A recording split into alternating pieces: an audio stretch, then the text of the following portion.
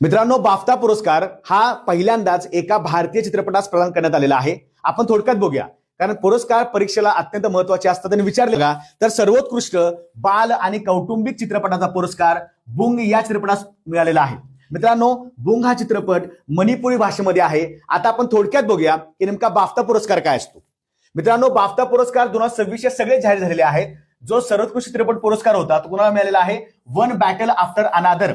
आता हा जो चित्रपट आहे याला सर्वात जास्त मानांकन पण मिळालेले आहेत आणि या चित्रपटास सर्वात जास्त पुरस्कार देखील मिळालेले आहेत. त्यानंतर मित्रांनो बघा, सर्वोत्कृष्ट अभिनेता रॉबर्ट आरामायो आहे, सर्वोत्कृष्ट अभिनेत्री जेसी बकले आहे आणि सर्वोत्कृष्ट दिग्दर्शक म्हणजेच हा चित्रपट आहे यांचे दिग्दर्शक आहेत पॉल अँडरसन. तर मित्रांनो, लक्षात ठेवायचं की इथं आपल्याला एखादा प्रश्न विचारला जाऊ शकतात, कोणत्या चित्रपट पुरस्कारामध्ये 4 पुरस्कार अत्यंत महत्वाचे असतात किंवा बुंग चित्रपट आहे. आपण थोडक्यात त्याच्याबद्दल बघूया.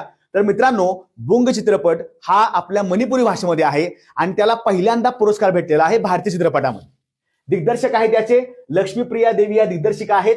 निर्माते आहेत रितेश सिधवानी आणि फरहान अख्तर.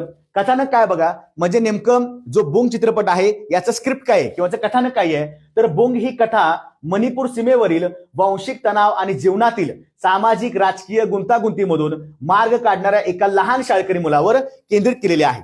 म्हणजे परीक्षेला यावर प्रश्न विचारला जाऊ शकतो.